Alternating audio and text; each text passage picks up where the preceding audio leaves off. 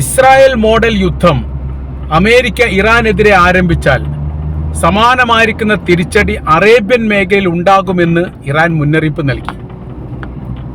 സാധാരണഗതിയിൽ നടക്കുന്ന യുദ്ധത്തിന് വ്യത്യസ്തമാണ് എല്ലാ കാലത്തും ഇസ്രായേലിന്റെ യുദ്ധം ഉണ്ടാവാറുള്ളത്. രാജ്യവും തമ്മിൽ യുദ്ധം ചെയ്യുന്ന സമയത്ത് സാധാരണക്കാരെ ബാധിക്കുന്ന തരത്തിലും അവരുടെ ജീവിതോപാധിക്ക് നേരെയും ആക്രമണം നടത്തുക എന്നുള്ളത് എല്ലാ കാലത്തും ഇസ്രായേൽ പിന്തുടരുന്ന ഒരു രീതിയാണ്. എല്ലാവിധ യുദ്ധമര്യാദയും അന്താരാഷ്ട്ര നിയമവ്യവസ്ഥയും കാറ്റിൽ പറത്തിക്കൊണ്ടാണ് ഈ പ്രവർത്തനങ്ങൾ ഇസ്രായേൽ ആരംഭിക്കാറുള്ളത്.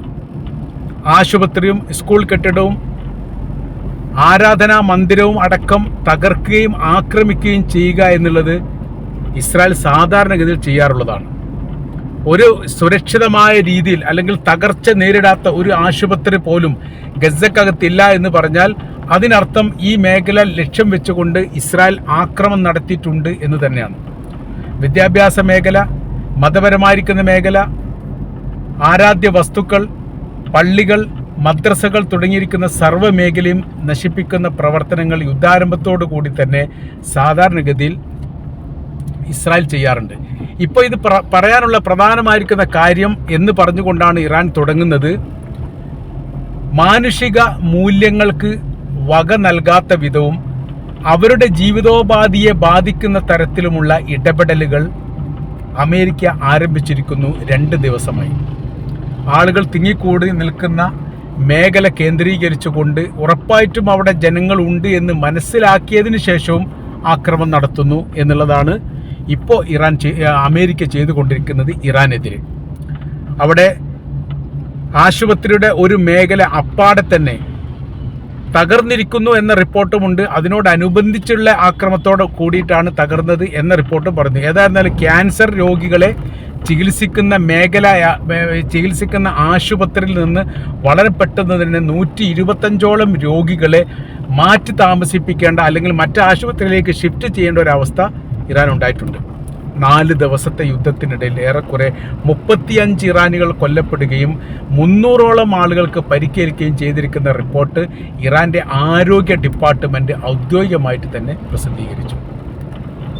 അതിൽ അവർ ആ ഭാഗം വളരെ കൃത്യതയോടുകൂടി തന്നെ പറയുന്നത് ഇത് സാധാരണ രീതിയിലുള്ള ഒരു യുദ്ധമായിട്ടല്ല കാണാൻ വേണ്ടി സാധിക്കുന്നത്. ഈ യുദ്ധം കൈവിട്ടു പോവുകയാണ്. അഥവാ ഇസ്രായേലിനെ പിന്തുടർന്നുകൊണ്ടാണ് അമേരിക്ക യുദ്ധം ഇപ്പോൾ നടത്തിക്കൊണ്ടിരിക്കുന്നത്. ജനങ്ങളെ ഭയപ്പെടുത്തുകയും അവരുടെ ജീവിതോപാധിക്ക് നേരെ ആക്രമണം നടത്തുകയും ചെയ്യുന്ന പ്രവർത്തനങ്ങൾ നടത്തുന്നു എന്നാണ് ഇറാൻ പറഞ്ഞതിൻ്റെ പ്രധാനമായിരിക്കുന്ന കാര്യം.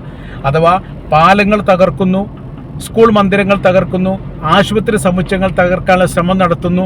അങ്ങനെ തുടങ്ങി ഈ ജീവിതോപാധിക്ക് നേരെ ആക്രമണം നടത്തുന്ന സമയത്ത് സമാനമായ രീതിയിലുള്ള തിരിച്ചടി അറേബ്യൻ മേഖലയിൽ തങ്ങളിൽ നിന്നും ഉണ്ടാകും എന്നുള്ളൊരു മുന്നറിയിപ്പ് തന്നെയാണ് നൽകിയത്. അതിലവർ പറയുന്ന കാര്യവും ഇങ്ങനെ തന്നെയാണ്. പരമാവധി അറേബ്യൻ രാജ്യങ്ങളുടെ പല വ്യവസായ വാണിജ്യ മേഖലകളിലെല്ലാം അമേരിക്ക അടക്കമുള്ള രാജ്യങ്ങൾക്ക് വലിയ രീതിയിലുള്ള ഇൻവെസ്റ്റ്മെൻ്റ് ഉണ്ട്.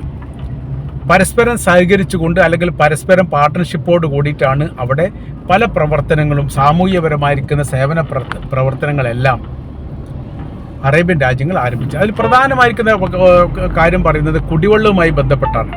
പല മേഖലയിൽ അറേബ്യൻ രാജ്യങ്ങൾ നമുക്കറിയാവുന്നതാണ്. അവിടെ സ്വന്തമായിട്ട് കിണറുകൾ അതില്ല, കോയൽക്കിണർ പോലെയുള്ള സംവിധാനമില്ല. വലിയ ഫാക്ടറിയൊക്കെ നിർമ്മിക്കാമെന്നല്ലാതെ അതല്ലാത്ത രീതി സാധാരണക്കാരനായിരിക്കുന്ന ഒരു കുടുംബത്തെ സംബന്ധിച്ചിടത്തോളം കുടിവെള്ളത്തിന് ഗവൺമെൻറ്റിനെ ആശ്രയിക്കണം. കുടിവെള്ളം ഗവൺമെൻറ് നിർമ്മിക്കുന്നത് എങ്ങനെയാണ്? കുടിവെള്ളം അവർ നിർമ്മിക്കുന്നത് കടൽ വെള്ളം ശുദ്ധീകരിച്ചുകൊണ്ടാണ്. വലിയ പ്ലാന്റിംഗ് സംവിധാനത്തോടു കൂടി ദശകോടികളുടെ പണം ഇറക്കിക്കൊണ്ട് 24 മണിക്കൂറും അതിൻ്റെ നിർമ്മാണ പ്രവർത്തികളിലൂടെയാണ് ഒരു രാജ്യത്തിന് അത്രയും വെള്ളം നിർമ്മിക്കുന്നത്, വെള്ളം ഉണ്ടാക്കിയിട്ട് വിൽപ്പന നടത്തുന്നത്. ചില സമയത്ത് അവിടുത്തെ പെട്രോളിയത്തേക്കാൾ കൂടുതൽ കുടിവെള്ളത്തിന് വില വരാറുണ്ട് എന്ന് പറയുന്നത് ഒരു യാഥാർത്ഥ്യമാണ്. അപ്പോൾ ആ കുടിവെള്ള സ്രോതസ്സിനെ തങ്ങൾ ലക്ഷ്യമാക്കി. ഇതിനിടെ തന്നെ ബഹ്റൈനിലുള്ള സമാനമായിരിക്കുന്ന കുടിവെള്ള പ്ലാന്റിന് നേരെ ഇറാൻ്റെ ഒരു ആക്രമണം ഉണ്ടാവുകയും ഒരു ഭാഗം തീപിടിക്കുകയൊക്കെ ചെയ്ത് വലിയ നാശനഷ്ടങ്ങൾ ഉണ്ടായിട്ടുണ്ട്. രാജ്യത്തിലെ 60% ജനങ്ങളെ ബാധിക്കുന്ന തരത്തിലുള്ള ആക്രമണമായിരുന്നു ഇറാൻ്റെ ഭാഗത്തുനിന്ന് ഉണ്ടായത് എന്ന് അന്ന് റിപ്പോർട്ട് പുറത്തു വന്നതാണ്. അപ്പം ഇറാന് നേരെ അത്തരമൊരു പ്രവൃത്തി ചെയ്താൽ സമാനമായിരിക്കുന്ന തിരിച്ചടി ഉണ്ടാകുന്ന സമയത്ത് വലിയ സാമ്പത്തിക തകർച്ചയും രാജ്യവും അതോടൊപ്പം തന്നെ അറേബ്യൻ രാജ്യങ്ങളും അത് അനുഭവിക്കേണ്ടി വരും. കാര്യം അറേബ്യൻ രാജ്യങ്ങൾ പ്രത്യേകമായ ഒരു പറയാനുള്ള കാര്യം, അവരാണ് അമേരിക്കക്ക് വലിയ രീതിയിലുള്ള വളക്കൂറും വളവും വെച്ച് കൊടുക്കുന്നത്. അങ്ങനെയാണ് അവർ വളർന്ന് പന്തലിക്കുന്ന സമയത്ത് നമ്മൾക്കത്, അതായത് ഇറാനെ പോലുള്ള രാജ്യങ്ങൾക്ക് വലിയ രീതിയിലുള്ള പ്രയാസം ഉണ്ടാകുന്നു. അപ്പോൾ ഈ പ്രയാസങ്ങൾ ഒഴിവാക്കണമെങ്കിൽ അത് അറബ് രാജ്യങ്ങൾ എന്ത് ചെയ്യണം?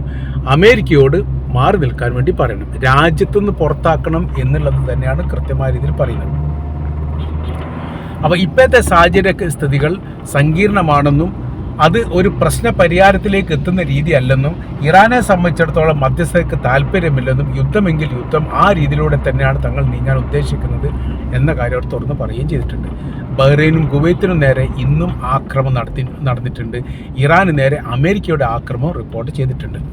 എന്നാൽ അമേരിക്ക ഇപ്പോൾ ലക്ഷ്യം വെച്ചിരിക്കുന്നത് ഇപ്പോഴത്തെ ഒറ്റ വിഷയം മാത്രമാണ് പ്രധാനമായിട്ട് അവർ പറയുന്നത്. അതായത് ആണവായുധവുമായിട്ട് ബന്ധപ്പെട്ട വിഷയത്തെക്കുറിച്ച് പിന്നീട് സംസാരിക്കാമെന്നും അതൊരു പ്രധാനമായിരിക്കുന്ന വിഷയമായിട്ട് ചർച്ച ചെയ്യുന്നില്ല എന്നുമാണ് അമേരിക്കൻ പ്രസിഡന്റ് ഡൊണാൾഡ് ട്രംപിൻ്റെ ഇപ്പോഴത്തെ നിലപാട്. അപ്പോൾ അദ്ദേഹം പറഞ്ഞിരിക്കുന്ന കാര്യം ഒന്ന് മാത്രമാണ്, ഹോർമുസിലെ നിയന്ത്രണങ്ങൾ അത് പൂർണ്ണമായ രീതിയിൽ ഇറാൻ ഒഴിയണം. അവിടെ അമേരിക്ക അടക്കമുള്ള സംവിധാനത്തിന് വലിയ രീതിയിലുള്ള ആധിപത്യം കിട്ടണം.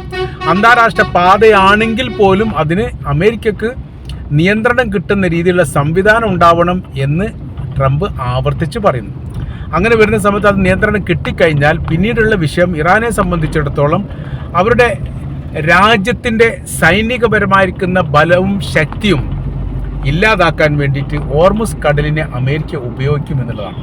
അതുകൊണ്ടാണ് ഹോർമുസ് കടൽ എന്ന് പറഞ്ഞാൽ ഇത്രയും കാലം ഇറാന് ചുങ്കം വാങ്ങാതെ ഒരു സ്വതന്ത്രമായിരിക്കുന്ന അന്താരാഷ്ട്ര പാതയായി ആ മേഖലയിലൂടെ നിത്യേന ഏകദേശം 200ഓളം കപ്പലുകൾ സഞ്ചാരം നടത്തുന്ന പ്രധാനമായിരിക്കുന്ന അന്താരാഷ്ട്ര റൂട്ടാണ്.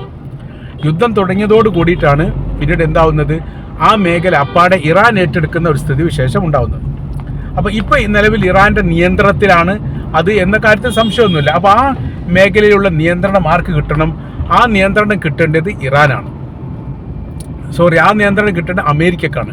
അമേരിക്കയുടെ നിയന്ത്രണത്തിലൂടെ ആവുന്ന സമയത്ത് അവർ ഒരു വെടിക്ക് രണ്ട് പക്ഷിയാണ് ഈ വിഷയമായിട്ട് ബന്ധപ്പെട്ട് കാണുന്നത്. അഥവാ ഈ മേഖലയിൽ നിന്ന് ഇറാനെ നിരീക്ഷിക്കാൻ വേണ്ടി സാധിക്കും. ആ ഒരു വലിയൊരു നിരീക്ഷണ സംവിധാനമാണ്. ആ മേഖലയിൽ നിന്ന് ഇറാനെ നിരീക്ഷിക്കാൻ വേണ്ടി സാധിക്കും. മാത്രവുമല്ല അവരുടെ ആയുധശേഷിയും അവരുടെ ആയുധ സൂക്ഷിപ്പും അടക്കമുള്ള പ്രതിരോധ സംവിധാനങ്ങളെ കൃത്യതയോട് കൂടിയിട്ട് നിരീക്ഷിക്കുകയും ആക്രമിക്കാനും സാധിക്കുന്ന തരത്തിലാണ്.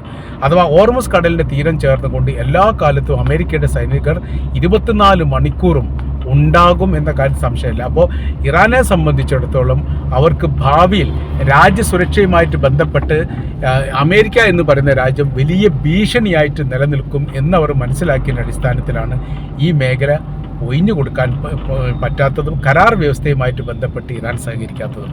ഇത് തന്നെയാണ് അമേരിക്കയുടെ വിഷയം എന്ന് പറഞ്ഞാൽ, ഇത് കിട്ടിക്കഴിഞ്ഞാൽ പിന്നീട് ഒരു ഇറാൻ മാത്രമല്ല അറേബ്യൻ രാജ്യങ്ങൾ പോലും അമേരിക്കയുടെ ചൊൽപ്പടിക്ക് നിൽക്കുന്ന രീതിയിലുള്ള സംവിധാനം ഒരുക്കാൻ യഥാർത്ഥത്തിൽ അമേരിക്കക്ക് സാധിക്കും. ഇപ്പോൾ അമേരിക്കയുമായിട്ട് വെല്ലുവിളിച്ച് നിൽക്കുന്നത് അല്ലെ യുദ്ധം കൊണ്ട് പ്രഹരമേൽപ്പിക്കുന്നത് ലോകത്ത് ഇറാൻ മാത്രമേ ഉള്ളൂ. റഷ്യക്കും ചൈനക്കും പോലും ധൈര്യമില്ലാത്ത കാര്യമാണ് യഥാർത്ഥത്തിൽ ഇപ്പോൾ ഇറാൻ ചെയ്തുകൊണ്ടിരിക്കുന്നത് എന്നത്. അതുകൊണ്ട് ലോകം തന്നെ ശ്രദ്ധിക്കപ്പെടുന്ന ഒരു രാജ്യമായിട്ട് ഓട്ടോമാറ്റിക്കൽ ഈ ഇറാൻ മാറിയിരിക്കുകയാണ്. ഇത് അമേരിക്കയെ സംബന്ധിച്ചിടത്തോളം അവർക്ക് വല്ലാത്ത രീതിയിൽ പ്രയാസമുണ്ടാക്കിയിരിക്കുന്ന കാര്യമാണ്. കാര്യം ലോക സൈനിക ശക്തി സൂപ്പർ പവറുള്ള രാജ്യത്തെ സംബന്ധിച്ചിടത്തോളം അത്ര തന്നെ ശക്തിയുള്ള ഒരു രാജ്യമായിട്ട് യഥാർത്ഥത്തിൽ അമേരിക്കയെ ലോകരാജ്യങ്ങൾ ഇപ്പോൾ അംഗീകരിക്കാതെ പോകുന്നു. അതൊരു നാണക്കേടും കൂടിയാണ്. ആ ഒരു പ്രശ്ന പരിഹാരം കൂടി യഥാർത്ഥത്തിൽ അമേരിക്കക്കുണ്ട് എന്നുകൂടി നമ്മൾക്ക് ഈ വിഷയമായിട്ട് ബന്ധപ്പെട്ട് മനസ്സിലാക്കാൻ വേണ്ടിയിട്ട് സാധിക്കുന്നതാണ്.